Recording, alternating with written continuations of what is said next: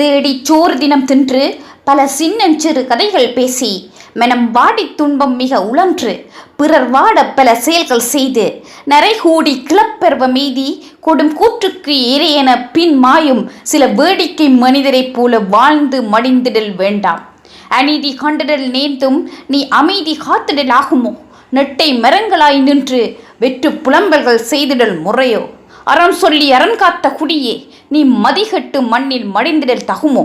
நிமித்து உன் நெஞ்சினை வெஞ்சினம் தனலாய் அஞ்சலும் துஞ்சலும் அடிமையின் மோகமும் சாதிய பேதமும் சதி செய்யும் கூட்டமும் அதன் பசிக்கு உன்னை அபகரித்தல் அருகிலேயோ? எத்தனை காலம்தான் ஏமாந்தே போய்விடுவாய்?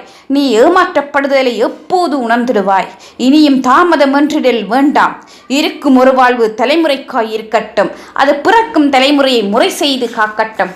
வாழ்வுக்கு பொருள் தேடி அலைதலையும் தாண்டி வாழ்க்கையின் உண்மையான பொருள் தேடலாம் வா. மண்ணையும் மக்களையும் நேசிப்பவன் நீயானால் உன்னையே வலுவேற்ற அறத்தமிழன் துணையுண்டு. தனியாள் என்று மனம் வாடிடல் வேண்டாம். நீ அணியான அறக்கூட்டம் துணையோடு உடனுண்டு. இனி அறிவு பசிக்கு அறம் தேடி தின்று அறவழி மாந்தர்தம் சிந்தனை பேசி சமூக மாற்றுமெனும் எண்ணத்தில் உழன்று சந்ததி காத்திட நற்செயல் செய்து உலக அரங்கில் ஓங்கு புகழ் பெற்று ஒப்பெற்ற வாழ்வாங்கு வாழ்ந்து மாயும் தக்காராய் தரணியிலே தலைத்து வாழ்வோம். அன்பு கொண்ட அறத்தமிழனாய் ஒன்றிணைவோம். ஆக்கம் விஜய் சீதாராமன் ஐயா அவர்கள்.